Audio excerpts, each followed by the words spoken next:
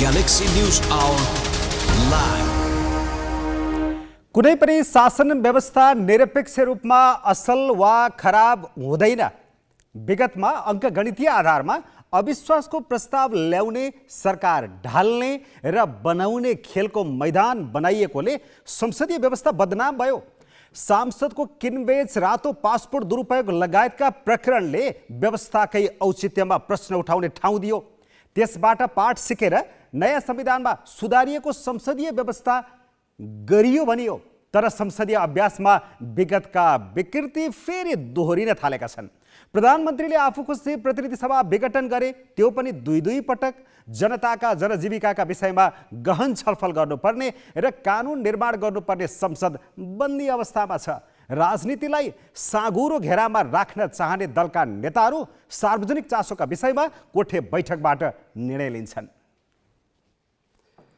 सार्वभौम संसदबाटै छिनोफानो गर्नुपर्ने एमसीसी सम्झौताले अहिले राजनीति तातेको छ। एमसीसीको सन्दर्भमा सत्ता गठबन्धनका दलहरूले प्रदर्शन गरेको द्वैध चरित्रले उनीहरू सत्ता पक्षका हुन् वा विपक्षी छुट्याउनै गाह्रो छ। गठबन्धनका दुई प्रमुख घटक माओवादी केन्द्र र एकीकृत समाजवादीले एकातिर सडक र संसदमा एमसीसीको चर्को विरोध गर्ने र अर्कोतिर सत्तामा पनि टाँसिरहने प्रवृत्ति देखाएका छन्। यी दलले संसदीय व्यवस्थाको कसरी खिल्ली उडाइरहेका छन्, न्युज आवरमा आज हामी यही विषयको चिरफार गर्नेछौँ। साथमा T20 विश्वकप छनौटको सेमिफाइनलमा प्रवेश गरेको नेपालको प्रदर्शनबारे ओमानमा रहेका हाम्रा सहकर्मीको विश्लेषण र ह्वात्तै बढेको डिजिटल नेटवर्किङबारे विशेष रिपोर्ट पनि हामीसँग हुनेछ।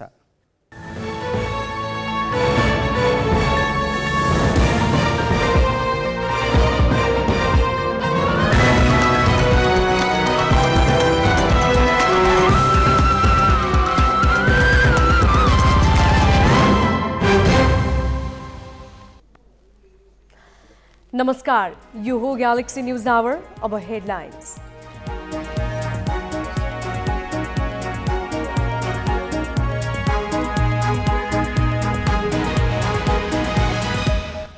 नेपाल दोस्रो पटक T20 विश्वकप खेल्ने अवसरको नजिक। 4 पटक विश्वकप खेलेको क्यानाडामाथि 8 विकेटको जित। सेमिफाइनलमा भोलि UAE को सामना गर्ने।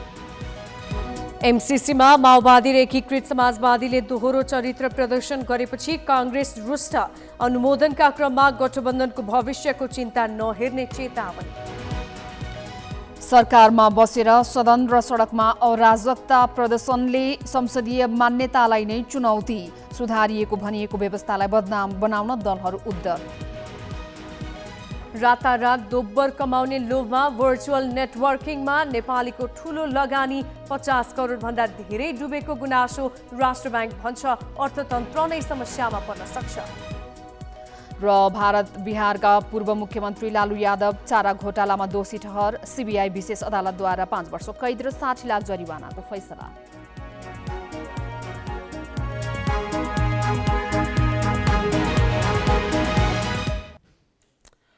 8 महिनापछि अस्ट्रेलियामा हुने T20 विश्वकप खेल्ने अवसरबाट नेपाल अब मात्र एक जित टाढा छ। ओमानमा जारी विश्वकप छनौट अन्तर्गत नेपाल आज बलियो प्रतिस्पर्धी क्यानाडालाई हराएर समूह विजेताका रूपमा सेमिफाइनल प्रवेश गर्यो। नेपाल 4 पटक विश्वकप खेलिसकेको क्यानाडालाई 80 रनमा रोकेर 8 विकेटले विजय भयो। भोलि हुने सेमिफाइनलमा नेपालले UAE को सामना गर्नेछ। UAE लाई हराए नेपालले दोस्रो पटक विश्वकप खेल्न पाउनेछ। विश्वकप छनौटमा अविजित रहँदै समूह विजेताको रूपमा सेमिफाइनल प्रवेश गर्दा नेपाल बलिङमा बलियो देखिएको छ। समूहको अन्तिम खेल क्यानाडाका लागि गर या मरको स्थितिमा थियो, तर नेपाली टिमको रवाफिलो बलिङमा क्यानाडा स्तब्ध भयो। टस जितेर ब्याटिङ रोजेको क्यानाडाले नेपाली बलर सामु खुलेर खेल्न सकेन। क्यानाडा मात्र 15 ओभरमा 80 रनमा अल आउट भयो। धारिलो बलिङमा क्यानाडाका खेलाडी निरीह बने। 48 रनको स्थितिमा क्यानाडाले 9 विकेट गुमाइसकेको थियो, तर 10औं क्रमका डिलोन हेलिगरले अभिजित 24 रन बनाएपछि क्यानाडाले स्कोर केही उकास्यो। कप्तान तथा लेग स्पिनर सन्दीप लामिछानेले मात्र 12 रन खर्चेर 3 विकेट लिए। कमल सिंह ऐरी र अविनाश बोहराले 2-2 विकेट झारे।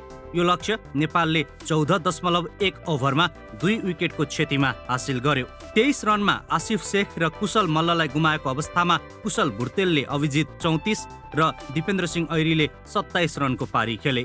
There are many questions being asked, like how are we going to fare, but my strong answer for this was like, we are prepared well, and we are fully confident, like, to how we play these days. So, for me, there was no surprises today. नेपालले समूह चरणमा 3वटै खेल जित्यो। समूह चरणमा अपराजित रहने नेपाल एकमात्र राष्ट्र हो।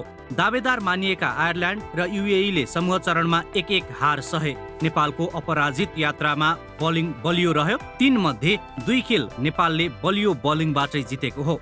पहिलो खेलमा ओमानलाई 118 रनको लक्ष्य दिएको नेपाल उत्कृष्ट बलिङकै कारण विजयी भएको हो, जहाँ ओमान मात्र 78 रनमा समेटियो।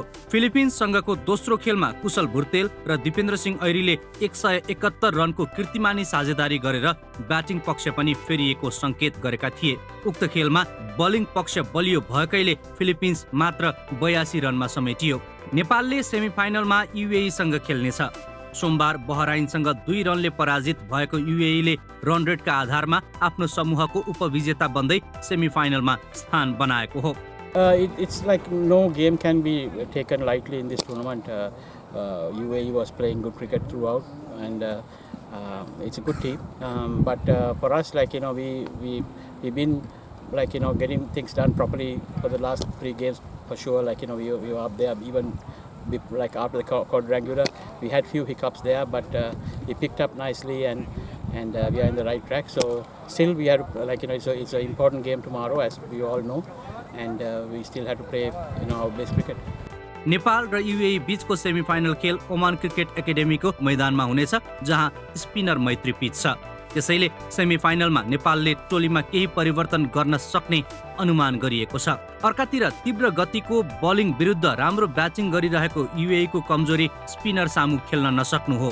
यसैलाई ध्यानमा राखेर प्रशिक्षक कुबुदु दासानायकेले स्पिनर सागर ढकाललाई अवसर दिने सम्भावना छ। सागर युएई का लागि सरप्राइज हुन सक्छन्। यसका बावजुद नेपाललाई युएई विरुद्ध जित्न त्यति सजिलो भने हुने छैन। उता आयरल्यान्डलाई हराएर उच्च मनोबल बनाए पनि विश्वकप पुग्न युएईले नेपाल विरुद्धको खेल जित्नै पर्नेछ।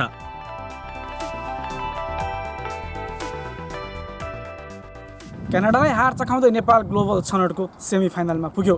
8 राष्ट्र सम्मिलित छनौटमा समूह चरणमा नेपाल अभिजित बन्ने एकमात्र राष्ट्र पनि बन्यो। शानदार शैलीमा सेमिफाइनल पुगेको नेपालको बलियो पक्ष बलिङ नै रह्यो। अब नेपाल विश्वकपका लागि योग्य हुन मात्र 1 जित टाढा छ, तर सोजित नेपालका लागि सहज भने पक्कै हुने छैन। महत्त्वपूर्ण र चुनौतीपूर्ण सेमिफाइनलमा बलिङ युनिटलाई ब्याटिङको साथ समेत रहन जरुरी छ। क्यामेरामा रविन्द्र श्रेष्ठका साथ Jit Bahadur Saud, Muscat, Oman. Nepali राष्ट्रिय क्रिकेट टिमका कप्तान सन्दीप लामिछानेले क्यानाडा विरुद्धको जितको श्रेय सबै खेलाडीलाई दिएका छन्। खास गरी तीव्र गतिका बलरले आज उत्कृष्ट प्रदर्शन गरेको उनले बताए। समग्र प्रतियोगितामा बलरले गरेको प्रदर्शनबाट निकै खुसी भएका लामिछानेले युएई विरुद्धको खेल झनै महत्त्वपूर्ण रहेको र त्यसका लागि अहिले भन्दा पनि बढी मेहनत गर्ने बताएका छन्। अगेन बोलर्सको क्रेडिट हो सबै हैन, अब किनभने अब फास्ट बोलर जुन तरिकाले डेलिभर गरिरहेछ, I think Kamal bowled really well in the power play, अनि त्यसपछि अब भनौँ त्यो मोमेन्टमलाई क्यारी गर्दै स्पिनर्सहरूको अट्याक बिचमा, अनि त्यसपछि द वे अविनाश बोहराले फिनिस गरेको बिचमा त्यो एउटा रविन्द्रको विकेट पनि अविनाशले गयो। I think it's is all again good team work, because सुरुमा जुन तरिकाले क्यानाडाले स्टार्ट गरेको थियो, I don't think any of us had that imagination कि 80 सम्म ऑल आउट हुन्छ भन्ने। So it's is never gonna be easy, because अब दुवै टोली चाहिँ एकअर्काको समयमा पहिलेदेखि नै खेलिरहेको छ होइन। हामीले पनि अब युएईको बारेमा धेरै कुराहरू थाहा हुनाले चाहिँ अब सजिलो हुनेछ, र युएईलाई पनि हाम्रो बारेमा थाहा हुनाले अब भनौँ न उत्तिकै भनौँ न दुवैजनाको लागि विन विन सिचुएसन छ। सो इट्स गोना बी भनौँ न अब भोलि एउटा बिग डे हो। सो जुन टिमले अब राम्रो खेल्छ त्यो टिम चाहिँ थ्रु हुन्छ। लास्ट टाइम हामी खेल्दा पनि फुल स्ट्रेन्थसँग खेलेको थिएनौँ, सो अहिले चाहिँ फुल स्ट्रेन्थ छ र भनौँ त्यसले पनि एकदम धेरै फरक पार्छ, किनभने every time you do some bowling changes, त्यसमा चाहिँ अब अहिलेको अनुसारले धेरै सोच्नुपर्ने पनि हुँदैन किनभने अब एकदम सजिलो बनाइदिएको छ सबै बोलरहरूले अब ब्याटरहरूले पनि त्यतिकै अब राम्रो प्रदर्शन गर्दै हुनुहुन्छ होइन अब आज पनि जुन तरिकाले दिपी र भुर्तेलको पार्टनरसिप भयो they took the game till the end अब राम्ररी फिनिस गरेर नै आउनुभयो दुईजनाले होइन so it's great to see होइन इट्स एकदम टिम वर्क टिम एफर्ट्स होइन सबैजनाको सानो प्रयासले नै यहाँसम्म पुगेछ सी अगेन अब will go back to the hotel and will make because it's always one game at a time so भोलिको लागि चाहिँ आज फेरि अब भनौँ न ड्रइङ रुममा गएर विल सिट टुगेदर हामी सबैजना and will make some plans how we gonna go through all this things अनि बिस्तारै अब भनौँ न it's like I said again it's a big game tomorrow for all of us so will definitely gonna give 100% जे पनि छ हामीसँग नेपालले क्यानाडालाई 8 विकेटले हराएको छ यससँगै नेपाल सेमिफाइनलमा पुगेको छ जितपछि खेलाडीमा देखिएको उत्साह र फाइनलमा पुग्न नेपाली टिमले अपनाउनु पर्ने रणनीतिबारे थप कुरा गर्न ओमानमा रहेका हाम्रा खेलकुद संवाददाता जितबहादुर साउद अहिले प्रत्यक्ष सम्पर्कमा छन्। जितजी, नेपालले क्यानाडा विरुद्ध आज जसरी शानदार जित निकाल्न सफल भएको छ जितपछि खेलाडीहरूको उत्साहको स्थिति कस्तो थियो, कस्तो पाउनुभयो? हजुर निमेशजी, जित आफैमा एउटा उत्साह हो त्यसमा पनि हामी सेमी फाइनल पुगेका छौँ। अब त्योभन्दा पनि अर्को बाटो भनेको विश्वकप छनौटको अन्तिम चरणमा पुगेका छौँ, अन्तिम खेलमा पुगेका छौँ। अब त्यो उत्साह त्यसमा छुट्टै छ। तर आजको जितभन्दा पनि हामी सेमी फाइनलमा पुग्यौँ अनि वर्ल्ड कपको लागि अन्तिम बिन्दुमा पुग्दाखेरि उत्साह त्यतिकै थियो नि सबैमा। यो 4 पटकको विश्वकप खेलिसकेको क्यानाडालाई लज्जास्पद हार नेपालले चखाइसकेपछि यसले टिममा कतिको आत्मविश्वास बढेको पाइयो नि? अवश्य पनि जितले आत्मविश्वास त बढ्छ नि जुनसुकैको पनि। तर क्यानाडा पहिला जस्तो रहेन। अहिले क्यानाडा धेरै परिवर्तन भएको छ। जस्तो उहाँको व्यवस्थापन, खेलाडीहरूमा नयाँ खेलाडीहरू पनि छन्। जसरी पछिल्लो समय नेपाली क्रिकेटले फड्को मार्दै गएको छ, यसले चाहिँ पहिला हिस्ट्रीमा चाहिँ कुन कस्तो छ, कुन टिम कस्तो थियो भन्ने कुरामा चाहिँ त्यस्तै भर नपर्दा अहिले नेपाली क्रिकेट जसरी युवा खेलाडीको बसोस् छ, युवा खेलाडी जसरी बलिङमा ब्याटिङमा हामीले जसरी प्रदर्शनलाई आफ्नो प्रदर्शनलाई सुधार गर्दै गएका छौँ भने उतातिर प्रदर्शन चाहिँ अलिकति खस्किएको छ। त्यही भएर हिजो के इतिहासमा के थियो भन्दा पनि अहिले वर्तमानमा कस्तो अवस्था छ भन्ने कुरा चाहिँ अलिक डिटरमाइन गर्छ। त्यही भएर अब हिजो 4 चोटि विश्वकप जितेको उसलाई चाहिँ जित्दैमा हामी त्यस्तो खुसी हुने, एकदमै खुसी हुने अवस्था पनि थिएन। किनभने हामी लगभग आजको खेलमा हाम्रो खेल जितिसक्दा फेरि हाम्रो चाहिँ रन रेट हाई भएको कारण हामी चाहिँ सेमी फाइनलमा पुग्न सक्ने सम्भावना अलिकति प्रबल बढी भएकाले त्यस्तो प्रेसर पनि थिएन। सबै सामान्य रूपमै खेलाडीहरूले पनि सामान्य रूपमै खेलेका थिए। खेलपछि तपाईँले नेपाली टिमका प्रशिक्षक र खेलाडीहरूसँग कुरा गर्नुभयो? उहाँहरूले सेमिफाइनल विरुद्ध कस्तो रणनीति अपनाउने भन्नुभयो? हजुर, अब प्रशिक्षकले बोल्न त मानेन यो विषयमा। हामीसँग उहाँको स्ट्राटेजी हुनसक्छ, अझै अब भन्न पनि नमिल्ने कुरा होला के तर कोच र हामीले कप्तान सन्दीप लामिछानेसँग पनि कुरा गरेका थियौँ।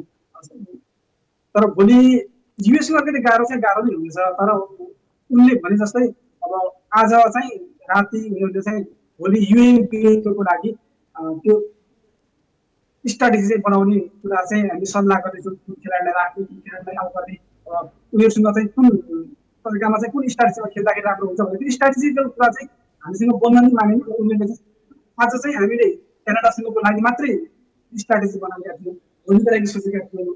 हामीले आजको लागि सोचेका थियौँ, आज सफल भयौँ। भोलि हामी फेरि त्यो स्ट्राटेजी बनाएर आउँछौँ। त्यसको लागि टिमसँग चाहिँ टिमवर्क गरेर भोलि सल्लाह गर्दैछौँ। उहाँको चाहिँ हामीले पाएका थियौँ। अहिले पनि बलिङमा सुधारिएको पक्ष देखियो, बलिङ नै बलियो स्थिति देखियो। अब ब्याटिङमा चाहिँ कस्तो सुधार ल्याउनु पर्ने देखिन्छ जितु? ब्याटिङमा त अलिकति सुधार ल्याउनै पर्ने देखिन्छ। जस्तो हामीले 4 देश सिरिज खेल्दाखेरि सुरुको गेममा अलिकति राम्रै ब्याटिङ देखिएको थियो। त्यसले गर्दा पनि हाम्रो ब्याटिङमा साँच्चीकै सुधार आएको हो कि भन्ने हामीले अनुमान गरेका थियौँ। त्यो सङ्केत पनि देखिएको थियो। जस्तो घरेलु प्रतियोगितामा पुराना खेलाडीहरूले पनि राम्रो प्रदर्शन गर्दाखेरि हामी टिममा कमब्याक भए, नयाँ खेलाडीहरूले पनि राम्रो प्रदर्शन गर्दा उनीहरू टिममा पहिलोपल्ट टिममा पनि परे। तर जब महत्त्वपूर्ण प्रतियोगितामा जसरी पहिलो खेलमै ओमानसँग हामीले त्यति राम्रो गर्न सकेन, 117 मै अलाउ हुन पुग्यो, 118 मै अलाउ हुन पुग्यो।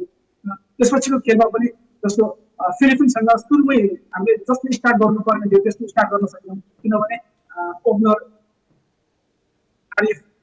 आसिफ शेख चाहिँ जसरी आउट भए डगआउट गोल्डन डगआउट भए त्यसपछि कुशल मल्ल आएका थिए कुशल मल्लले पनि त्यसमा टिकेर सायद त्यो रन रेटका लागि अब आक्रमक खेल्न खोजियो होला त्यो स्ट्राटेजी त्यो थियो होला तर उनीहरूले स्ट्राटेजीलाई चाहिँ फलो गर्न सकेनन् त्यसपछि दिपेन्द्रले जसरी आजको गेममा पनि दिपेन्द्र कुशल भुटेलले जुन पारी खेले त्यो चाहिँ उत्कृष्ट थियो तर फेरि त्यो अगाडिको आसिफ कुशल मल्लको पारी चाहिँ कस्तीमा उनीहरूलाई गुमाउनु पर्ने अवस्था आयो हामीले पछिल्लो 2 खेलमा सबै ब्याट्सम्यानलाई बाँच्न सक्ने सबै ब्याट्सम्यानको ब्याटिङ त हेर्न त पाएनौँ तर जे होस् ब्याटिङमा चाहिँ अलिकति सुधार गर्नुपर्ने चाहिँ देखिन्छ हामीले जस्तै नेपाली टिम नेपालबाट ओमान आउँदा ब्याटिङमा एकदम सफल छ बलिङ पक्षमा सुधार गर्नुपर्ने भनेर भनिएको थियो तर यहाँ आउने बित्तिकै ठ्याक्कै उल्टो भइदियो त्यस्तो तर बलिङ चाहिँ एकदमै हाम्रो सफल देखियो र ब्याटिङमा चाहिँ त्यही अवश्य सुधार गर्नुपर्ने चाहिँ देखिएको छ सायद टप अर्डरमा चाहिँ अहिले नयाँ प्लेयरहरूले चान्स दिएर उनीहरूलाई टेस्ट गर्दाको भएर पनि हुन सक्छ जस्तो लाग्छ मलाई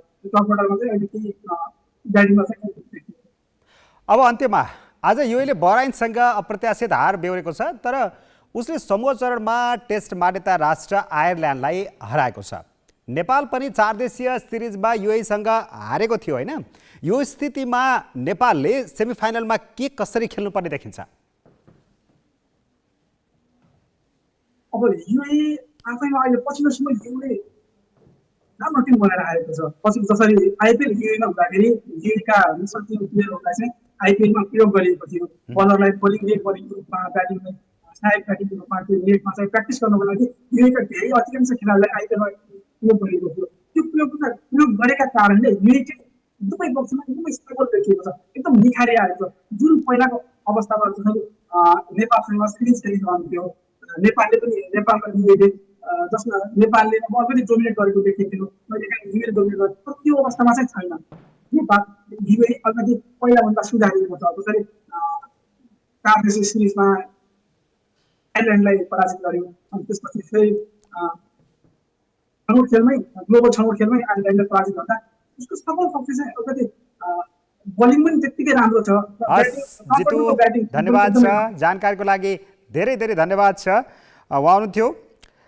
जितबहादुर साउथ ओमानबाट हाम्रा खेलकुद संवाददाता प्रत्यक्ष रूपमा हामीसँग कुराकानी गर्दै अब केही न्युज संक्षेपमा प्रधानमन्त्री शेरबहादुर देउवाले एमसीसी अनुमोदनको लागि सत्ता गठबन्धनका नेतालाई मनाउन सक्रियता बढाएका छन् गठबन्धनमा रहेको माओवादी केन्द्रले यथास्थितिमा एमसीसी अनुमोदन नगर्ने बताएपछि देउवाले सक्रियता बढाएका हुन् उनले गठबन्धनका नेतालाई मनाउन पार्टीका वरिष्ठ नेता रामचन्द्र पौडेललाई खटाएका छन् पौडेलले आज सिंहदरबार पुगेर माओवादी केन्द्रका अध्यक्ष पुष्पकमल दाहाल र जनता समाजवादी पार्टीका अध्यक्ष उपेन्द्र यादवसँग छलफल गरे उनले दाहाल र यादव दुवैलाई कांग्रेस अहिले गठबन्धन टुटाउने पक्षमा नरहेको तर सरकारले प्रतिनिधि सभामा पेश गरेको एमसीसीलाई पनि अनुमोदन गर्नुपर्ने बताए जवाफमा दाहालले आफू गठबन्धन कायमै राख्ने पक्षमा रहेको तर एमसीसीको पक्षमा भने उभिन नसक्ने जवाफ दिए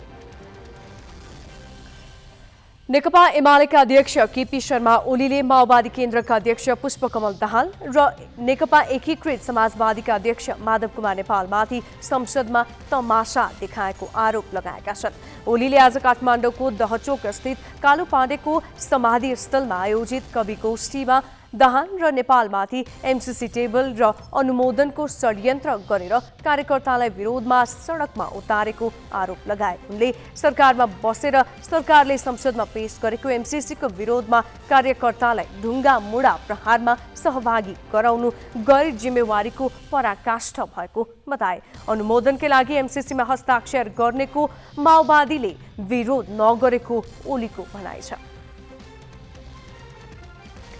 उपराष्ट्रपति नन्दबहादुर पुनले सत्ता गठबन्धनमा निकै विवादित बनेको एमसीसी राष्ट्रिय सहमति बिना अनुमोदन गर्न नहुने आशयको अभिव्यक्ति दिएका छन् नेपाल प्रज्ञा प्रतिष्ठानले आज काठमाडौँमा गरेको मातृभाषा राष्ट्रिय कविता महोत्सवको उद्घाटन गर्दै उपराष्ट्रपति पुनले एमसीसीलाई लक्षित गर्दै दूरगामी महत्त्वका विषयमा राष्ट्रिय सहमति कायम नगरे राजनीतिक द्वन्द्व पैदा हुने खतरा औल्याएका छन् उनले देशभित्र अहिले राष्ट्रिय अन्तर्राष्ट्रिय महत्त्वका विषयमाथि माथिको छलफलमा मतभिन्नता प्रकट भइरहेको र राष्ट्रिय सहमति नगरी अगाडि बढे द्वन्द्वको खतरा हुने कुरा विगतबाट पाठ सिक्नुपर्ने बताए। सरकारले एमसीसी प्रतिनिधि सभामा पेश गरे लगत्तै सत्तारूढ माओवादी केन्द्रले यथास्थितिमा अनुमोदन नगर्ने बताएपछि पुनले पनि माओवादीलाई नै साथ दिने गरी अभिव्यक्ति दिएका हुन्। माओवादी केन्द्रले स्थानीय तह निर्वाचनको तयारीमा जुट्न कार्यकर्तालाई निर्देशन दिएको छ। माओवादी केन्द्रका अध्यक्ष पुष्पकमल दाहालले आज प्रदेश समितिका इन्चार्ज र अध्यक्षका नाममा परिपत्र जारी गरी निर्वाचनका लागि पार्टीबाट सम्भावित उम्मेद्वारको रोस्टर तयार गर्न भनेका छन्। परिपत्रमा ओडामा सकारात्मक प्रभाव पार्ने व्यक्ति, शिक्षक, कर्मचारी, स्थानीय क्लबमा आबद्ध युवा, विभिन्न धार्मिक समूह र प्रतिष्ठानमा आबद्ध व्यक्ति, ज्योतिष, धामी, झाँक्री र धर्मगुरुको नामावली सङ्कलन गरी उनीहरूको राजनीतिक झुकावको पहिचान गर्न भनिएको छ। दाहालले जिल्ला समन्वय समिति, नगर, गाउँ, ओडा लगायत सबै तहका पार्टी समिति, परिषद र विभागलाई पूर्णता दिन निर्देशन दिएका छन्। व्यवस्था आफैमा असल वा खराब नहुन सक्छ, यो कुरा व्यवस्था सञ्चालकहरूका आचरणमा भर पर्छ। के हाम्रा राजनीतिक दल र तिनका नेताहरू व्यवस्था बलियो बनाउने आचरण प्रदर्शन गरिरहेका छन् त? यो सन्दर्भ विनय कुमारबाट। सत्ता गठबन्धनका दुई घटक माओवादी र एकीकृत समाजवादीले एमसीसीमा दोहोरो चरित्र प्रदर्शन गरेपछि सरकारको नेतृत्व गरिरहेको नेपाली काङ्ग्रेसले चर्को असन्तुष्टि प्रकट गरेको छ। उसले एमसीसी राष्ट्रिय महत्त्वको विषय भएकाले गठबन्धनको भविष्य के हुन्छ भन्ने नहेरी अनुमोदनका लागि प्रयास गर्ने बताएको छ। तर माओवादी र एकीकृत समाजवादी भने सरकारमै बसेर एमसीसीको विपक्षमा उभिने बताइरहेका छन्। सत्ता गठबन्धन भित्रकै असन्तुष्टिका बीच सरकारले आइतबार एमसीसी प्रतिनिधि सभामा टेबल गर्यो। एमसीसीको विषयमा माओवादी केन्द्र र नेकपा एकीकृत समाजवादीले संसदमा मात्र होइन सडकमा पनि प्रदर्शन गरे। नेपाली काङ्ग्रेस जसरी पनि एमसीसी अनुमोदन गराउने पक्षमा देखिँदा माओवादी र एकीकृत समाजवादी सरकारमै बसेर त्यसको विरोध गरिरहेका छन्। काङ्ग्रेसको तयारी हेर्दा ऊ एमसीसीको विषयमा सत्ता गठबन्धन फुट्ने अवस्थाको पनि सामना गर्न तयार छ। गठबन्धनका सम्बन्धमा हाम्रो पार्टी सभापति आदरणीय प्रधानमन्त्रीज्यूले, सम्माननीय प्रधानमन्त्रीले भनिसक्नु भएको छ, हामी कुनै पनि मुद्दाको गुण र दोषको आधारमा एउटा निष्कर्षमा पुग्छौँ। त्यो विषयलाई सत्तामा जाने नजाने, बस्ने नबस्ने विषयसँग हामी जोड्दैनौँ। त्यसकारण यसकै गुण र दोषको आधारमा हामी दृष्टिकोण बनाउँछौँ र त्यसमा अड्छौँ। राष्ट्रिय जनमोर्चा पहिलेदेखि नै एमसीसीको विरोधमा छ। पछिल्ला दिनमा गठबन्धनका बैठकमा पनि उसको उपस्थिति पातलिँदै गएको छ। सत्तामा पनि बस्ने र सडकमा प्रदर्शन पनि गर्ने माओवादी र एकीकृत समाजवादीको दोहोरो भूमिकाबाट काङ्ग्रेस आजित छ। बालुवाटारमा टेबुल गर्न दिने सहमति जनाएका दलले नै बानेश्वरमा पुगेर सदनमा विरोधका स्वर उरालेपछि काङ्ग्रेसले गठबन्धनको माया मारेरै भए पनि अघि बढ्ने चेतावनी दिएको हो। तर एकीकृत समाजवादी र माओवादी गठबन्धन नतोड्ने तर एमसीसीको विपक्षमा मतदान गर्ने बताइरहेका छन्। सरकारमा हुने सन्दर्भहरूकै हो। सरकारमा जाँदा हामी एमसीसी पास गर्ने शर्तमा सरकार गएका पनि थिएनौँ। सरकारमा जानु हाम्रो आवश्यकता, राष्ट्रिय आवश्यकता थियो। त्यसकारण सरकारमा जाने र एमसीसीको विरोध गर्ने कुरासँग कुनै जोड्नु पर्दैन। यो देश ठुलो हो, सरकारभन्दा देश ठुलो हो। देशको पक्षमा वकालत गर्न कसैले पास पढाइरहनु पर्दैन। यो सरकारमा बस्ने र बाहिर निक्लिने कुरा समयले निर्धारण गर्छ। एमसीसी पास गर्ने पक्षमा हाम्रो पार्टी लाग्दैन। काङ्ग्रेसले सत्ता गठबन्धन अब नरहे पनि आफ्नो बाटोमा हिँड्ने प्रष्ट सङ्केत गरेको छ। अर्थात् अरू घटकसँगै हिँड्न नसकिने जनाउ दिएको छ। यदि यी घटकको विरोध देखावटी मात्र हो भने एमसीसी अनुमोदनमा यिनले प्रत्यक्ष वा परोक्ष सहयोग गर्ने नै छन्। जसरी आइतबार एमसीसी टेबल गर्न उनीहरू तयार भए, होइन भने सरकार छोड्नुपर्ने अवस्था आएको छ। क्यामेरामा सञ्जय घिमिरेका साथ अङ्गराज नेउपाने र बासु खड्का, ग्यालेक्सी फोके, काठमाडौँ। संसदमा एमसीसी टेबल गर्ने क्रममा आइतबार सत्ताधारीदेखि प्रतिपक्षीसम्मकै दलले दोहोरो चरित्र प्रदर्शन गर्दा संसदीय गरिमा र मर्यादाकै धज्जी उडाउने गतिविधि भए। दलहरूले सुधारिएको संसदीय व्यवस्था भने पनि अभ्यास हेर्दा यसलाई झन विकृत बनाउँदै लगिएको छ। सत्ता गठबन्धनका केही घटकले आफै सरकारमा बसेर सरकारकै विरुद्ध सडकमा अराजक प्रदर्शन त गरे नै उनीहरूका क्रियाकलाप हेर्दा संसद जस्तै देखिन छाडेको छ। को सत्तापक्ष को प्रतिपक्ष भनेर छुट्याउनै मुस्किल भएको छ। ग्यालेक्सी राजनीतिक संवाददाता सृजना घिमिरेको यो प्रस्तुति हेरौँ। आइतबारको प्रतिनिधि सभाको बैठक अघि र बैठकमै देखिएका गतिविधि हेरौँ। सुरुमा चाहिँ कार्यव्यवस्था परामर्श समितिमा पसौँ। सामान्यतः संसदको कार्यसूची यस समितिमा सबै दल र सरकारसँगको छलफल परामर्शपछि सभामुखको निर्देशनमा महासचिवले जारी गर्छन्। आइतबारको बैठकमा पनि सरकारका तर्फबाट एमसीसी सम्झौता टेबल गर्ने प्रस्ताव भयो। माओवादीका प्रमुख सचेतक देव गुरुङ सहित 3 सांसदले असहमति पत्र सभामुख अग्नि सापकोटालाई बुझाए। सरकारको प्रस्तावप्रति सत्ता गठबन्धनकै घटकले असहमति राखेपछि गडबडी त्यहीबाट सुरु भयो, जुन ठिक 1 घण्टा अगाडि बालुवाटारमा सत्ता घटकहरू बीच भएको सहमति विपरीत थियो। अर्थात् कार्यव्यवस्थामै सत्ता पक्षका 2 अनुहार प्रकट भए। अब चाहिँ संसद बैठक भित्रै प्रवेश गरौँ। राष्ट्रगानपछि सभामुखले कार्यसूची अगाडि बढाउन खोज्दै मात्र के थिए, एमाले सधैँ झैँ सिटबाट उठेर वेल घेर्न पुगिहाल्यो र सुरु गर्यो पुरानै शैलीमा नाराबाजी। एमाले भदौ 23 यता संसदमा नाराबाजी गर्ने बाहेक अरू कुनै काममा भाग लिएकै छैन। तर अचम्म चाहिँ के भने सभामुख विरुद्ध नाराबाजी गरी उनले अघि बढाएको प्रक्रियाकै विरोध गरिरहेको एमालेकै सांसद भीम रावलले दलगत रूपमा तिनै सभामुखसँग समय नै मागेर आफ्नो भनाइ राखे। एमाले माने पनि नमाने पनि एमसीसी अगाडि बढाउने प्रक्रियामा उसले भाग लिएकै देखियो। अर्थात् यहाँ एमालेका पनि 2 अनुहार प्रकट भए। अब अर्को दृश्य हेरौँ। एमालेको विरोध जारी रहेकै समयमा माओवादी सांसद पनि प्रतिपक्ष झैँ जर्याकजुरुक उठे। लगत्तै सभामुखले माओवादीका प्रमुख सचेतक देव गुरुङलाई बोल्न समय दिए। जहाँ गुरुङले एमसीसी टेबल गरिएकैमा आफ्नो दलको असहमति रहेको बताए, त्यही दलका नेता पुष्पकमल दाहाल भने बैठक कक्षको पहिलो लहरमै बसेर थाहा नपाए झैँ गरिरहे। सत्ता गठबन्धनकै अर्को घटक एकीकृत समाजवादी पनि सत्ता पक्ष हो कि प्रतिपक्ष भन्ने छुट्याउनै मुस्किल थियो। एमसीसी टेबल गर्न दिने पार्टीकै निर्णय भए पनि नेताहरू सरकारले जबरजस्ती गर्यो भन्दै हिँड्न भ्याए। पूर्व प्रधानमन्त्री झलनाथ खनालले त केसम्म गरे भने प्रतिपक्षले विरोध गरिरहेकै ठाउँमा पुगेर नारा लगाए। संसदीय व्यवस्था र प्रधानमन्त्रीय पद्धतिको अर्को विकृत तस्बिर मन्त्रीमण्डल भित्रै पनि देखियो। अर्थमन्त्री जनार्दन शर्माले एमसीसी टेबल गर्न नमानेपछि उनका तर्फबाट सञ्चार मन्त्री ज्ञानेन्द्र बहादुर कार्की अघि सर्नु पर्यो। प्रधानमन्त्रीको निर्देशन अवज्ञा गर्ने र आफ्नो मन्त्रालयको नैतिक तथा राजनीतिक जिम्मेवारीबाट भाग्ने अर्थमन्त्रीलाई देउबाले कसरी पदमै राखिरहेका छन्। अझ प्रधानमन्त्रीसँग मूल नीतिमै असहमत भइसकेपछि शर्मा कुन नैतिकताले अर्थमन्त्रीको पदमा बसिरहेका छन्, आश्चर्यको विषय छ। मन्त्री कार्कीले प्रस्ताव टेबल गरेपछि सत्तामै बसेको माओवादीका सांसदहरू एमसीसी मुर्दाबाद भनेर विरोधमा उभिए। अनौठो के भने आफ्नै सरकारले ल्याएको प्रस्ताव विरुद्ध विरोधमा उत्रने सांसद अहिलेसम्म पनि सत्ता पक्षमै छन्। संसदीय व्यवस्थामा दल र सांसदका आफ्नै मर्यादा छन्। सार्वभौम सांसदको हैसियतमा कतिपय मुद्दागत छलफलमा असहमति वा आलोचना प्रकट गर्नु एउटा कुरा हो, तर सरकारको नीतिकै विरुद्धमा प्रदर्शन र नाराबाजीमा उत्रिनु सत्ता पक्षको धर्म होइन। यदि सरकारको मूल नीतिसँगै असहमत भइसकेको हो भने प्रतिपक्षको बेन्च रोज्नुपर्छ। तर यहाँ सत्ताको भाग छाड्न नचाहने तर सार्वजनिक रूपमा साखुल्य बन्ने प्रवृत्तिले संसदीय अभ्यासकै धज्जी उडाउँदैछ। राजनीतिलाई सुबाटोमा हिँडाउन र जनतामा चेतना जागृत गर्न विभिन्न प्रकारका आन्दोलन र अभियानका लागि युवालाई प्रेरित गर्नु स्वाभाविक हुन सक्छ।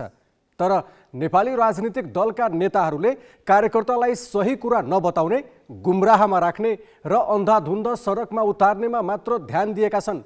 कतिसम्म भने भित्र आफूले सहमति जनाएका विषयमा समेत कार्यकर्तालाई सडकमा उतारेर अराजकतालाई उकासेका छन्। तर तिनै नेताहरू आफैले सडकमा उतारेको भिडले सार्वजनिक र निजी सम्पत्तिमा पुर्याएको क्षतिको जिम्मा लिन भने तयार छैनन्। गर्नुहुन्न भन्ने विरोध हाम्रो होइन।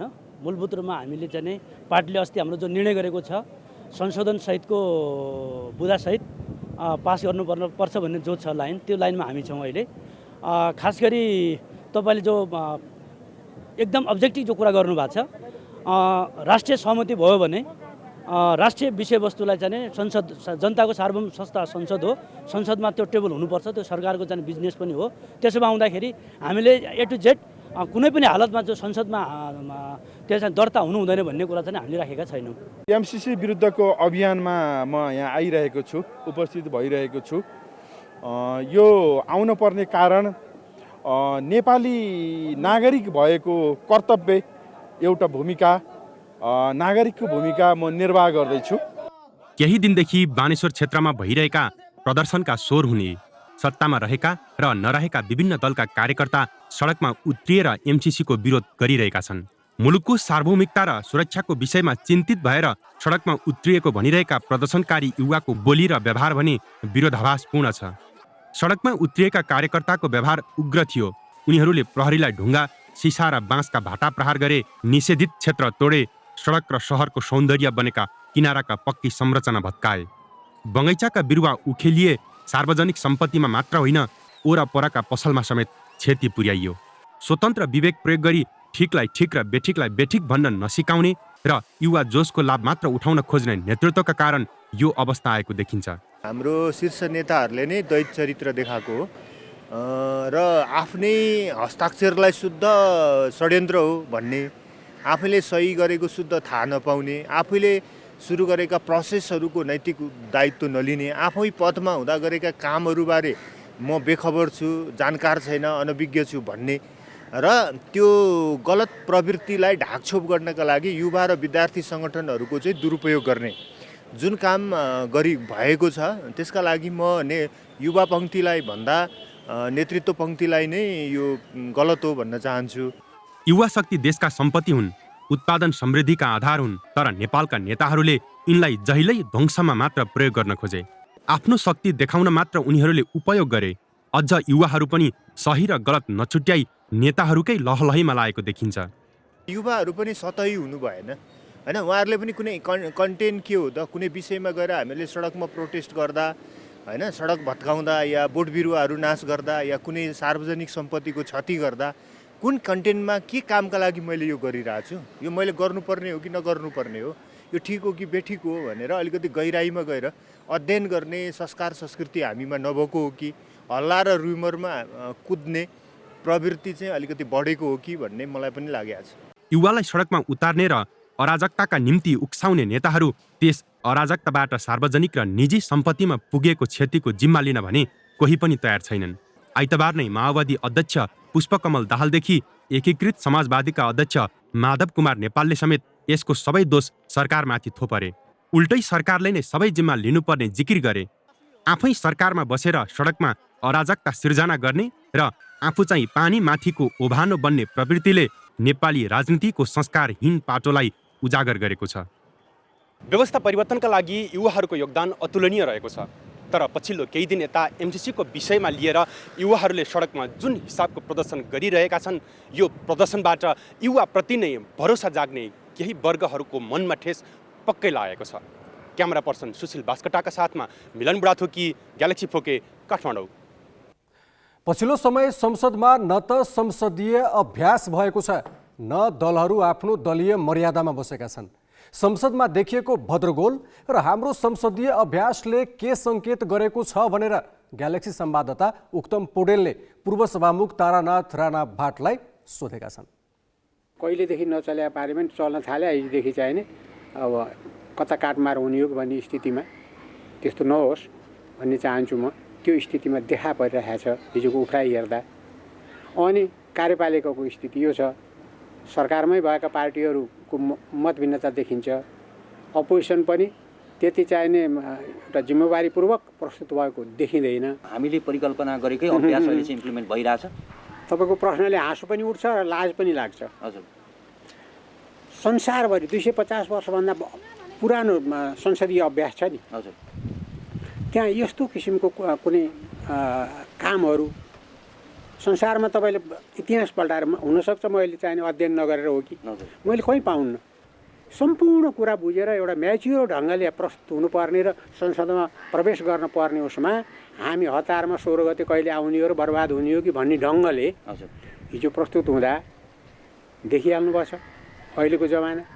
हाउसमा के भयो प्रस्तुत हुँदाखेरि खुसी भएर मुलुकको निमित्त आएको यो अनुदान यो सहयोग यदि पोजिटिभ थियो भने मुलुकका लागि यसको चाहिने इम्प्याक्ट पोजिटिभ छ, यो सहयोगी छ भन्यो भने त खुसीका साथ त्यहाँ प्रस्तुत भएर ताली बजाउनु पर्थ्यो नि। अहिले जस्तो संसदमा विभिन्न खाले चरित्रहरू देखिएका छन् हैन, यो चरित्रहरू चाहिँ त जस्तो जुन फरक चरित्रहरू अथवा फरक आचरणहरू देखिएका छन्, यसले चाहिँ संसदमा त एउटा खाले प्रभाव पार्ने नै भयो, यसले अन्य क्षेत्रमा कस्तो प्रभाव पार्छ? अन्य क्षेत्र हाम्रो विश्वसनीयता अन्तर्राष्ट्रिय क्षेत्रमा गुम्दै जान्छ। हजुर, इमिडिएट छिमेकी चीन तर्सिएको छ नि अहिले। हजुर, इमिडिएट छिमेकी भारत त्यो पनि हेरे होला नि प्रतिक्रिया के हुन्छ त्यो त्यो भइसकेपछि भारतलाई के उपलब्धि हुने हो कि अनुपलब्धि हुने हो कि उसले पनि अध्ययन गरेर बस्यो होला, मुख खोल्या छैन। अमेरिकाको थ्रेड त देखिहाल्नु भयो, चीनले जवाफी थ्रेड दिइहाल्यो भनेपछि यसले चाहिँ अनि हाम्रो हेर्नु दुर्गति त हजुर हरेक पार्टीमा दुईटा धार हुन्छ र हुन्न, हरेक पार्टी ठुलो होस् कि सानो होस्, अपोजिसन हो कि सत्तासीन होस्।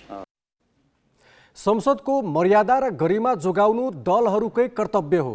आफू सीमा र मर्यादामा बस्दा कतिपय अवस्थामा निजी रूपमा लाभ नहुन सक्छ, तर त्यसले व्यवस्थालाई फाइदा गर्यो कि गरेन भनेर हेर्न सक्नुपर्छ। व्यवस्थालाई बदनाम बनाएर कमाएको लाभले आफैलाई पोल्न सक्छ। सबैले आत्मसमीक्षा गरून्। अब पालो सही कि गलतको।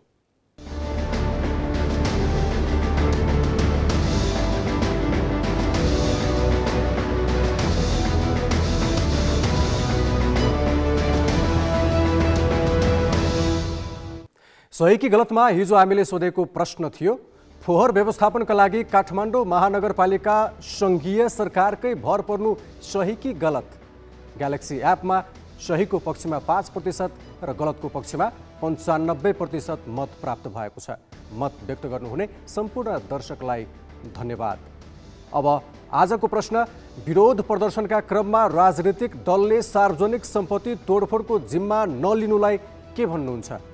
तपाईले आफ्नो मत ग्यालेक्सी 4K टिभी एपमा गएर राख्न सक्नुहुन्छ। यसको अन्तिम परिणाम भोलिको न्युज आवरमा प्रसारण गरिनेछ। Galaxy app Google play store र एप स्टोरबाट डाउनलोड गर्न सक्नुहुन्छ। अब केही न्युज संक्षेपमा। मदिरा व्यवसायी अमित अग्रवाल ब्याङ्किङ कसुरको मुद्दामा पक्राउ परेका छन्। महानगरीय प्रहरी परिषद काठमाडौँले ग्रिन लाइन सेन्टर र सागर डेस्टिलरीका सञ्चालक अग्रवाललाई चेक बााउन्सको उजुरीका आधारमा बालुवाटारबाट पक्राउ गरेको हो। गत भदौमा 50 लाख रुपैयाँको चेक बााउन्स भएपछि व्यवसायी सञ्जय अधिकारीले उजुरी दिएका थिए। त्यसै गरी अर्का व्यवसायी पङ्कज शमशेर जबराले 1 करोड 50 लाखको चेक बााउन्स भएपछि 6 महिना अघि नै अग्रवाल विरुद्ध महानगरीय प्रहरी परिषद काठमाडौँमा जाहेरी दिएका थिए। उजुरीका आधारमा अग्रवाललाई पक्राउ गरी अनुसन्धान अगाडि बढाइएको प्रहरीले जनाएको छ। अग्रवाललाई ब्याङ्किङ कसुर तथा सजाय ऐन बमोजिम उच्च अदालत पाटनबाट 4 दिनको म्याद थप गरी अनुसन्धान भइरहेको परिसरका प्रवक्ता दिनेश राज मैनालीले जानकारी दिए। अग्रवाल बैंक तथा वित्तीय संस्था र साथीभाइको 1 अर्ब रुपैयाँ भन्दा धेरै ऋण तिर्न नसकेपछि पुस 22मा परिवारका 9 सदस्य सहित फरार भएका थिए। भारतमा लुकेर बसेका उनी माघ 27मा काठमाडौँ आएका थिए।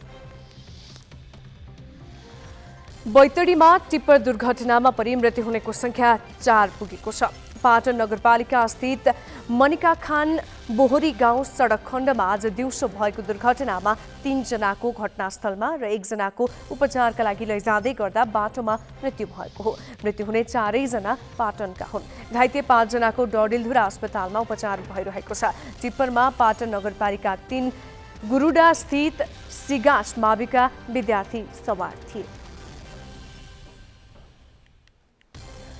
म्याद गुज्रिएर बजारबाट फिर्ता आएका पाउरोटी र कुकिज पुनः बजारमा पठाउने गरेको पाइएको छ। प्रहरीले आज त्यस्ता 2 कम्पनीमा छापा मारेको छ। विशेष सूचनाका आधारमा महानगरीय प्रहरी महाशाखाले ललितपुरको सुनाकोठी स्थित स्पर्श फुड र श्रीतारा फुड्स एन्ड प्याकेजिङमा छापा मारेको हो। यी 2 कम्पनीले खाद्य प्रविधि तथा गुण नियन्त्रण विभागबाट अनुमति नलिइकनै बिस्कुट, पाउरोटी र कुकिज उत्पादन गरी बजारमा पठाउने गरेको पनि खुलेको छ। यी कम्पनीले 4 वर्ष अगाडि म्याद गुज्रिएका कुकिज र पाउरोटी सुकाएर धुलो बनाई त्यसबाट पुनः कुकिज र पाउरोटी उत्पादन गरिरहेको भेटिएको छ।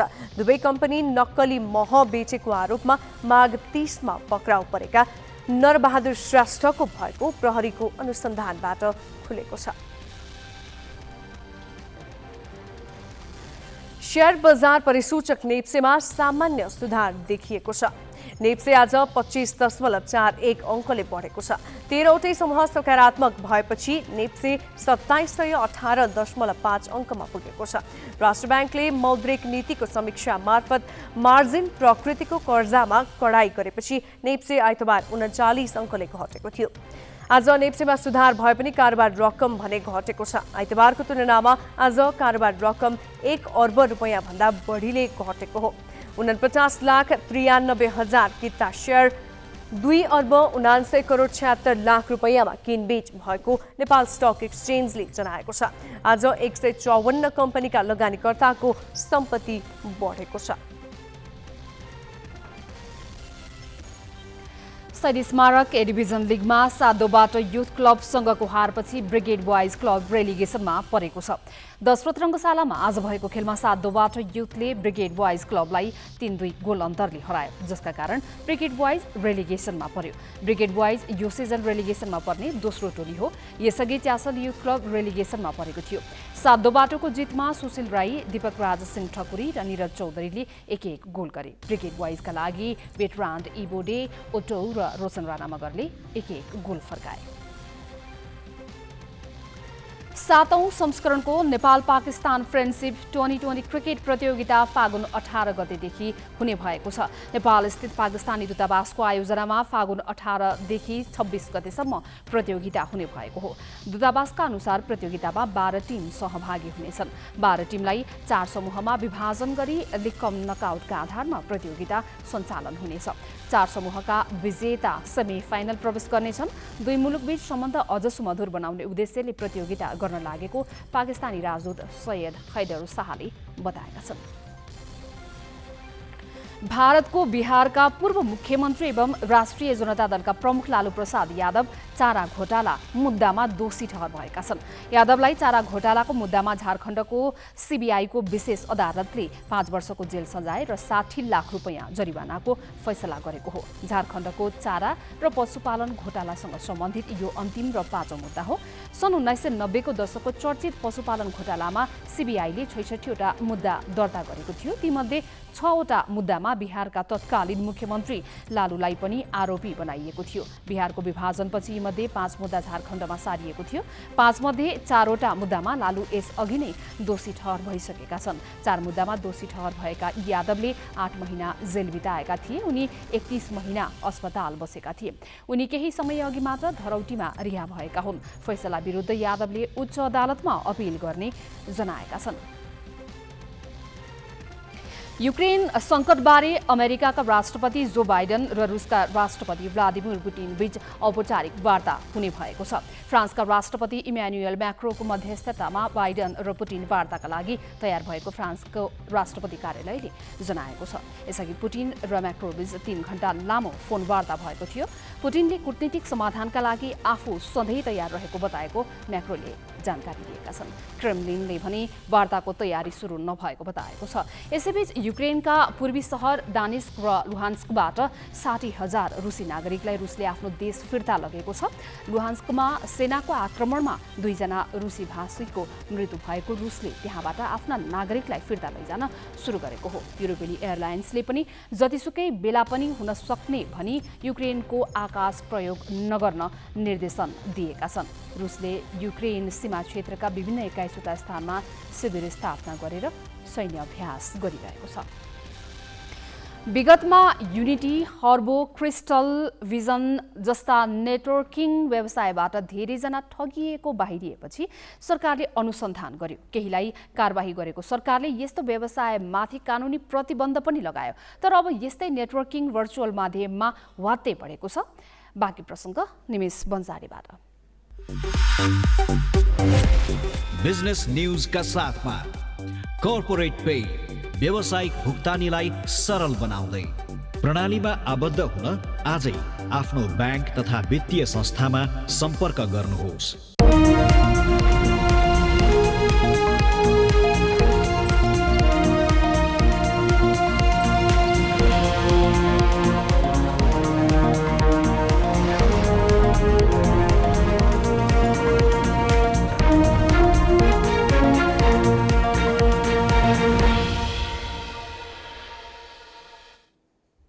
ब्लकचेन प्रणालीमा आधारित र क्रिप्टो करेन्सीसँग जोडेर अघि बढाइएका यस्ता नेटवर्किङ व्यवसायमा नेपालबाट ठूलो लगानी भएको अनुमान छ, जसमध्ये 50 करोड रुपैयाँभन्दा धेरै रकम डुबिसकेको अपुष्ट विवरण प्राप्त भएका छन्। तर यस्ता व्यवसाय नेपालभित्र पहिचान खोल्ने व्यक्तिबाट भइरहेका छैनन्। कसले कहाँबाट कसरी यस्तो व्यवसाय चलाइरहेको छ कसैलाई थाहा छैन। नेपालीहरूले ठूलो लगानी गरेको भनिएका कम्तीमा 3वटा नेटवर्किङ कम्पनी पछिल्लो 1 महिनामा बन्द भइसकेका छन्।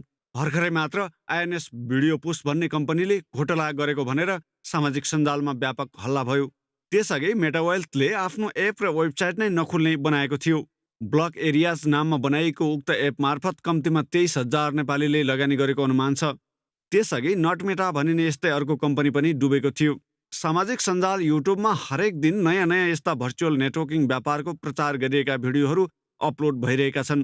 सरकारी तथ्याङ्क अनुसार गत वर्षभन्दा यसपालि दोब्बर बढी वैदेशिक रोजगारीमा गएका छन्। तर मासिक 80 अर्ब रुपियाँ हाराहारी भित्रिने रेमिटेन्स यसपालि भने घटेको छ। यो वर्षको 6 महिनामा 1.25 करोड रुपियाँ कम आएको छ। असोजेता बैंकहरूमा विदेशी मुद्रा थपिनु त टाढाको कुरा, उल्टै 66 अर्ब घटेको छ। यसरी वित्तीय प्रणालीबाट हराएको मध्ये कति रकम यस्ता भर्चुअल नेटवर्किङमा गइरहेको छ भन्ने चाहिँ प्रश्न छैन। आफूसँग भएको रकम लगानी गरेर केही सातामै दोब्बर तेब्बर हुने लोभमा नेपालीहरू भट्टाभट यस्तो ठगी धन्दाको शिकार बन्दैछन्। डिजिटल नेटवर्किङ युज गरेर पैसा उठाएर त्यो पैसाहरू चाहिँ विदेश लाने हुन्डीको मार्फत, अनि त्यो पैसालाई चाहिँ क्रिप्टो करेन्सीहरूमा इन्भेस्ट गरेर त्यहाँबाट आएको रिटर्न हामी चाहिँ फिर्ता दिन्छौँ भन्ने खालको आश्वासन दिएर पैसा उठाएको देखिन्छ।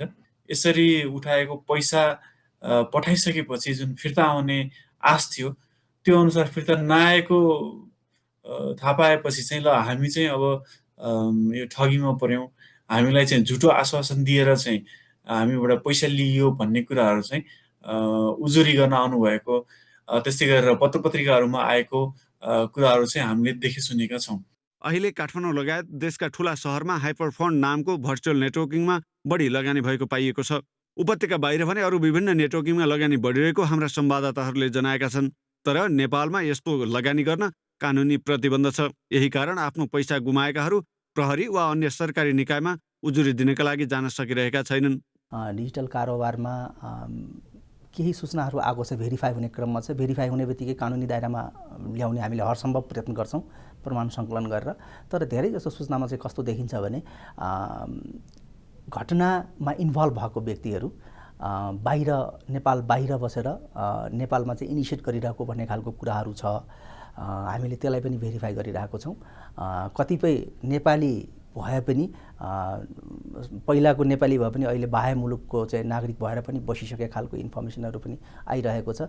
नेपालीले गरेको लगानी मध्ये धेरैजसो रकम बाइनान्स भनिने विकेन्द्रीकृत वालेट मार्फत भुक्तानी भइरहेको पाइन्छ। तर कति मानिस यसमा संलग्न छन् र कति लगानी भइरहेको छ भन्ने पत्ता लगाउन अहिलेसम्म सम्भव देखिएको छैन। नेपालमा फोन र कम्प्युटर जस्ता कति डिभाइसमा बाइनान्स लगायत एप प्रयोग भएको छ भनेर जाँच्ने प्रविधि देशभित्र नभएकाले पहिचान गर्न कठिन भएको नेपाल दूरसञ्चार प्राधिकरणका अधिकारीहरू बताउँछन्। यसलाई रोक्न सरकारले बृहत्तर प्रयास नगर्ने हो भने नेपालीहरू व्यक्तिगत रूपमा ठगिने क्रम त बढ्छ नै, देशबाट ठूलो धनराशि बाहिरिने पक्का छ। क्यामेरामा रिकेश सिंहका साथ विनय बन्जारा, ग्यालेक्सी फोके, काठमाडौँ।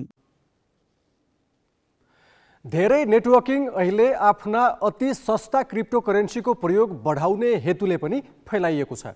हाइपर फन्डले आफ्नो क्रिप्टो HDAO मुद्रामा मात्रै कारोबार गर्ने गरेको छ। यसमा पैसा लगानी गर्न र फिर्ता लिन 3 देखि 5 तहमा मुद्रा तथा टोकन साट्ने घुमाउरो बाटो पार गर्नुपर्छ। प्राय यस्ता नेटवर्किङ व्यवसाय चिनिया मूलका व्यक्तिले चलाइरहेको देखिन्छ। थप विवरण चिरञ्जीवी भट्टराईबाट। फेसबुक, टिकटक जस्तै यस्ता माइनिङ एप मोबाइलमा सजिलै इन्स्टल गर्न सकिन्छ। त्यसमा आफ्नो खाता खोलेर निश्चित पैसा तिर्दै माइनिङ मेसिन खरिद गर्नुपर्छ। यो मेसिन भौतिक होइन, त्यही एपले अङ्क उत्पादन गर्ने डिजिटल प्रणाली हो। यी माइनिङ एपमा प्रति घण्टा वा प्रतिदिन निश्चित डलर माइनिङ अर्थात् कमाई हुने भनिएको हुन्छ। डलर फलाउने ठानिएका यी अभौतिक मेसिनको भाउ जति महँगो पर्छ त्यसले दिने प्रतिफल पनि त्यसरी नै बढी हुन्छ। अलग अलग एपमा केही नियम फरक पनि हुन्छन्। पिरामिड शैलीका नेटवर्किङ विस्तार गर्ने यो विधिमा नयाँलाई ठगेर पुरानालाई लाभ दिने गरिन्छ। केही हप्ता वा महिनामा बिना परिश्रम दोब्बर तेब्बर पैसा कमाइने भनिएका यस्ता व्यवसायमा 80 देखि 90% रकम संस्थापकको हातमा पुग्छ। यस्ता धेरैजसो व्यवसाय चीनबाट सञ्चालित भए जस्तो देखिन्छ। मेटावेल्थको वेब पेज बन्द हुनु 85 दिन अघि मात्रै दर्ता भएको थियो। यो वेबसाइट अमेरिकाको क्यालिफोर्नियामा एउटा चिनिया कम्पनीले दर्ता गरेको हो। अर्को एप नट मेटा कार्तिक 16 मा चीनको राजधानी बेजिङमा दर्ता भएको थियो, जुन 3 महिना नपुग्दै बन्द भयो। सबैभन्दा ठूलो भर्चुअल नेटवर्किङ मानिने हाइपर फन्ड चिनिया मूलका मानिसले नै चलाएको तिनका वेबसाइटमा उल्लेख छ। अत्याधुनिक डिजिटल प्रविधिबाट सङ्कलित यस्तो रकम बाइनेन्स जस्ता भर्चुअल वालेटमा छिरेपछि कहाँ पुग्छ भन्ने कसैले पत्तो पाउन सक्दैन। मुलुकको अर्थतन्त्र नै समस्यामा पार्न सक्ने यस्ता कारोबारको भुक्तानीका लागि राष्ट्र बैंकबाट स्वीकृति पाएका भुक्तानी सेवा प्रदायक वालेटहरू नै प्रयोग भइरहेको पाइन्छ। यसै प्रसङ्गमा हामीले नेपाल राष्ट्र बैंकका प्रवक्ता गुणाकर भट्टलाई राष्ट्र बैंकले नियमनमा रहेका वालेट र बैंकबाट भुक्तानी भइरहँदा किन नियन्त्रण गर्न नसकेको हो भनेर सोधेका छौँ। राष्ट्र बैंकबाट इजाजत प्राप्त संस्थाहरूका माध्यमबाट यस प्रकारको काम हुन सक्दैन। त्यो हुने अवस्थामा राष्ट्र बैंकले स्ट्रिक्ट चाहिँ एक्सन लिन्छ।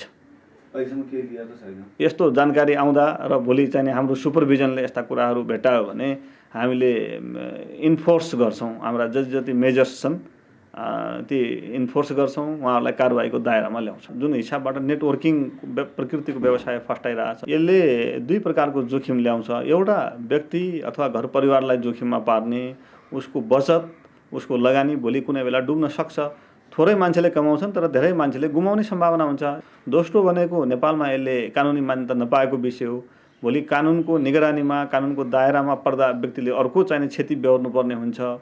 र विदेश गएका मान्छेहरू जो रेमिट्यान्स घर परिवारका लागि पठाउनुहुन्छ, उहाँहरू पनि यस प्रकारको व्यवसायमा प्रलोभनमा परेर फसिदिँदा उहाँहरू कतै रेमिट्यान्स भोलि डुब्न सक्ने, आफ्नो बचत डुब्ने, घर परिवारले पाउने रेमिट्यान्स नपाउने र त्यो रेमिट्यान्स नआउँदा समग्र आर्थिक व्यवस्थापनमा पनि ब्याङ्कहरूको कर्जा प्रवाह, ब्याङ्कहरूको निक्षेप परिचालन, तरलता व्यवस्थापन लगायतका विषयहरूमा पनि दबाब चाहिँ पर्न सक्छ।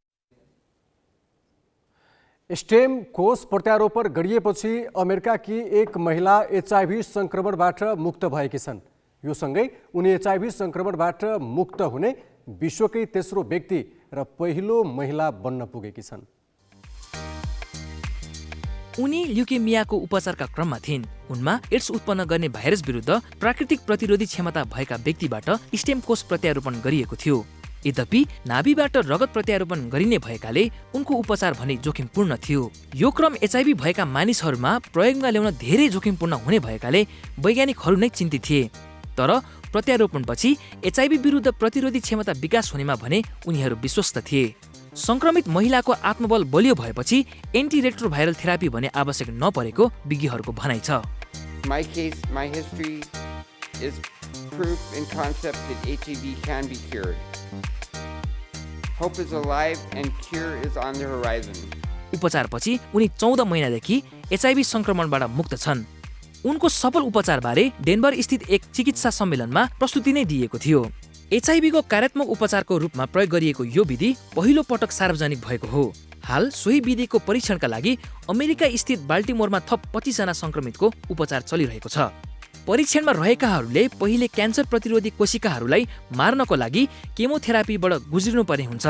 त्यसपछि प्राकृतिक प्रतिरोधी क्षमता भएका व्यक्तिबाट स्टेम कोष प्रत्यारोपण गरी विधिको प्रयोग गरिने विज्ञहरूले बताएका छन्। सबै विधि यदि सफलतापूर्वक पूरा भए संक्रमितमा प्रतिरोधी प्रतिरक्षा प्रणाली विकास हुने विश्वास छ। उपचार विधि र औषधिको अभावमा वर्षेनी हजारौं संक्रमितको मृत्यु भइरहेको बेला यो उपचार पद्धति उपयोगी बन्न सक्छ। तर सबै संक्रमितलाई उपचारको प्रक्रियामा समेट्न भने कठिन देखिन्छ। विश्वभर हाल 3 करोड 70 लाख मानिस एचआईभी संक्रमित रहेको तथ्याङ्क छ।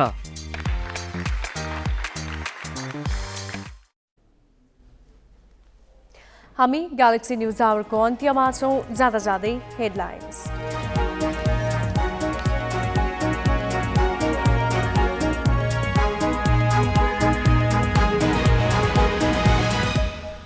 नेपाल दोस्रो पटक टी20 विश्वकप खेल्ने अवसरको नजिक। 4 पटक विश्वकप खेलेको क्यानाडामाथि 8 विकेटको जित।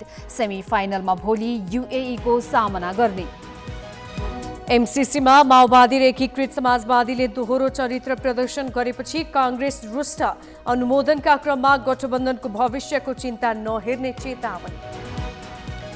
सरकारमा बसेर सदन र सडकमा अराजकता प्रदर्शनले संसदीय मान्यतालाई नै चुनौती। सुधारिएको भनिएको व्यवस्थालाई बदनाम बनाउन दलहरू उद्यत।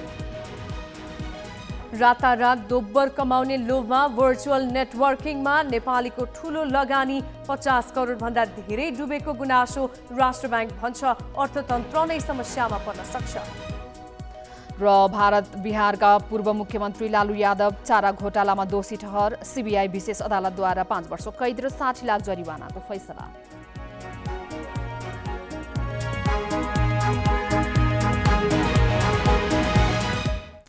आजलाई ग्यालेक्सी न्युज आवर सकियो। नमस्ते।